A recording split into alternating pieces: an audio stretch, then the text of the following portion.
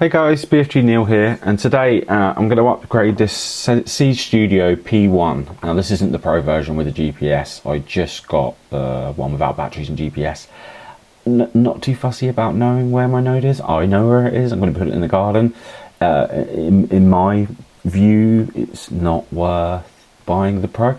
Just upgrading the P1, but yeah, really is your choice. You know, you may want that information, you may want it to be a bit more accurate so people can find it. Maybe that helps, but for me it doesn't. So yeah, this is the Grove kit that you can see. It's a barometric sensor, BME280. So this does atmospheric pressure, altitude, temperature and humidity. Some more information about it. Now, Seeds Wiki is really good for this kind of information. I did read through it myself before starting this, and then the cable it does come with as well. This is a non-buckled one, so it does work, but they do sell this other kit. Basically this is just a multi-pack of the cables, but these ones in particular have the buckles, as you can see here. Let me just zoom in on that. Need to further away. So yeah, you do have the little buckle connector. So it's a bit more tighter, so I'm going to use one of these today. Now it should route something like this on the board. And this basically allows me to show those metrics against a node. So I'm interested in particularly in temperature and humidity outside, so I can work out when it's safe to walk my dogs. This week in particular in the UK is ridiculously hot, so having that kind of information is really helpful. The weather reports are so generalised. Having local weather would be really nice. So this is my first try at that, and also my first try at adding sensors to Meshtastic on top of existing devices, so really excited about it. I will give a review of this later on down the line, but what I want to do is like kind of log everything through MQTT to show you, you know, how well it recovers in the sunlight, what the battery life's looking like, and we can also monitor these temperature values and things, so we'll be able to see, you know, based on temperature, if it's sunny out or if it's getting enough value. So this is a nice quick installation today. So we just plug it in one end here, and then we need to open it up. So you can see that buckle just clips on there a little nicer. So very nice and secure. It's going to sit loose in the board, and this panel does heat up quite a bit, I've noticed. So we may need to do some offsets, but we can see later on down the line. I won't show that in this video. Today this is just a guide on how to install this BME280 inside a Siege Studio P1. Okay, right, let's get it open. Now I'm going to do this while it's all on. It's not too bad for it. We're just going to have to reset it basically at the end. Just to be clear, you never want to do this kind of thing without the antenna on whilst it's on. And from what I could see, just pushing the power button doesn't seem to turn it off, so fully. So you know, best to leave the antenna on whilst you're doing all of this. I mean, once we get in, then we can take the battery off. But today, I'm not going to bother. I'm just going to quickly put the battery in. Put the sensor in, and then hit the reset button. So it should just find it out eventually, basically. Almost done. Couple left.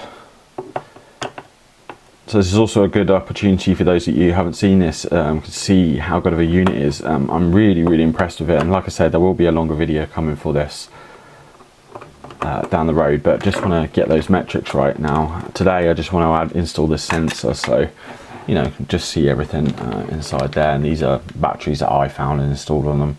You could install GPS on this, but it's not something I wanted to do.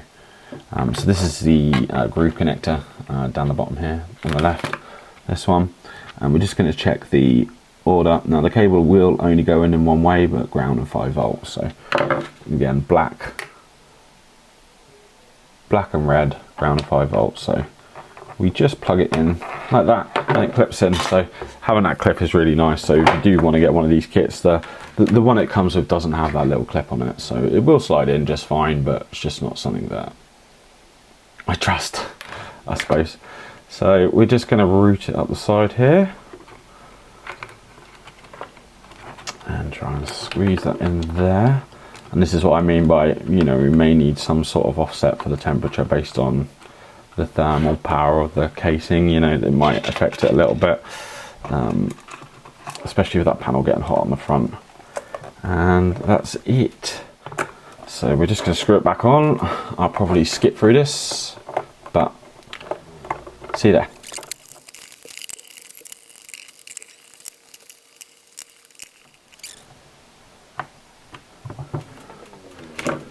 And there we go, that's it all screwed back on, ready to go, installed outside. So let me quickly do that.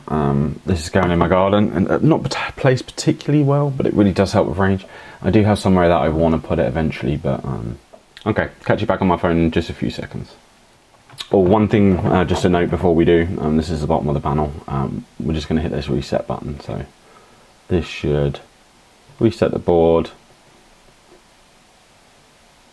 Just allow it to pick up any changes. So that's it. Right, catch you on my phone in a second.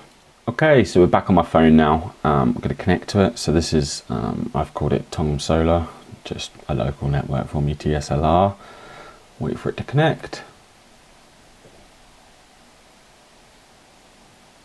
That's it, fetching the node list. Obviously the node list is so much bigger where it's outside. And then we're just going to go to settings, which is this button down here. And then we're going to go to module configuration, is it? Yeah, and then telemetry. And then enable the environmental metrics module enabled. On screen enabled. Well, we don't need on screen, we don't have a screen. We don't want to use Fahrenheit in my case. Air quality. It's not something we have on this one. I mean, we can, might as well. And I always do the power metrics as well. So there we go.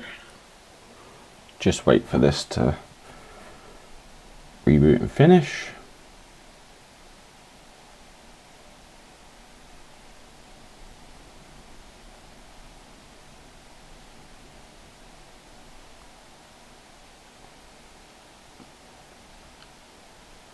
Always takes a few seconds, this one. There we go.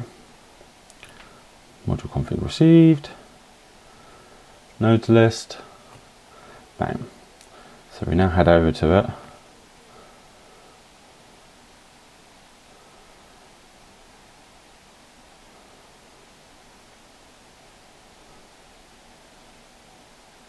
And there we go. So the environmental metrics show temperature's 32 and it is today hot. Pressure, dew point, humidity, air quality metrics. I don't think anything comes from the BME280. We didn't have a sensor for that, but having them is nice and easy. And yeah, we can have a look at them over 24 hours. So there is some graphs in the apps, but I will get this over MQTT into Grafana so you can see this properly over time. But there we go, that was it. Nice and easy to install, and having this kind of information is really cool to see. So you'll see it now in the nose list: temperature, humidity, barometric pressure, and that's it. What do we think? Nice and easy to do. Would you do this yourself? Please let me know. See what you think. What should I do for the next video? Is this something you're interested in seeing? Obviously there's a few videos I have planned, like the review of this unit, but if there's something you want to see in particular, please let me know. Drop a comment below, and remember to like. Thanks for that. Bye for now.